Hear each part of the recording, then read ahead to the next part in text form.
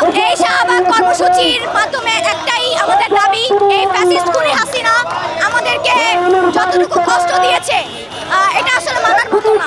এই ফ্যাসিস্ট খুনি হাসিনা আমাদের ভাই বোনদের উপর গুলি ছুড়েছে, ভারতের হাত ধরে এসে অপকর্মের সাথে লিপ্ত হয়েছে, সে দেশের টাকা পাচার করেছে, ঠিক আছে, এবং সে বিভিন্ন কাজ করেছে যেটা আমরা বলতে চাচ্ছি না, কিন্তু তার থেকে বড় কথা আবু সাইদ, মুগ্ধ, তাদের মতো হাজারো ভাই বোনদের আমাদের এই রক্তের মাটিতে এখনো সাহিত্য হয়ে আছে।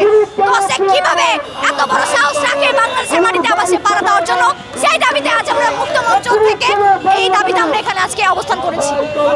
আয়নাঘর পর্যন্ত সে আমাদের জন্য বানিয়েছে, যাতে তার বিরুদ্ধে যদি কেউ কথা বলে সে আয়নাঘরে যাতে সে তাদেরকে নিক্ষেপ করতে পারে।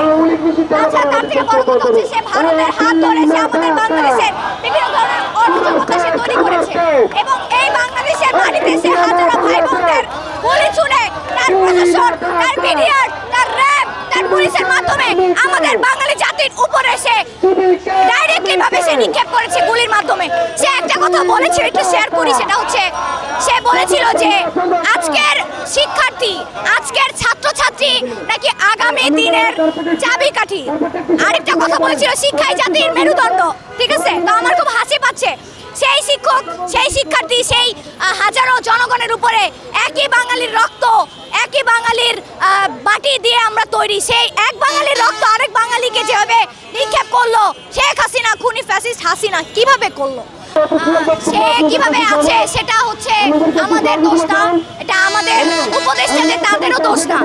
আমরা এমনও কিছু মানুষ এখন দেখতে পাচ্ছি যে তাদের কিছু প্রেতাত্মার এখন রয়ে গেছে, যেমন যে বলে না এখন তাদের সময় এসেছে, তারা গুহা থেকে আস্তে আস্তে করে উকি দিচ্ছে, সেটা তো আমাদের দোষ না ভাই। আমরা তো দেখতে পাচ্ছি যে আওয়ামী লীগ বাংলাদেশে নাই, কিন্তু এখনো দেখছি এই প্রেতাত্মাদের মাধ্যমেই আওয়ামী লীগ সেই আশা সাহসটা এখনো বাংলাদেশে রাখে। আমরা আওয়ামী লীগের সম্পর্কে এত দূর পর্যন্ত আমরা আসতাম না, বা এত আন্দোলন আমরা করতাম না, বা তাদের বিরুদ্ধে আমরা যেতাম না কেন? আমরা কি 15 বছর বাংলাদেশে তাদের শাসন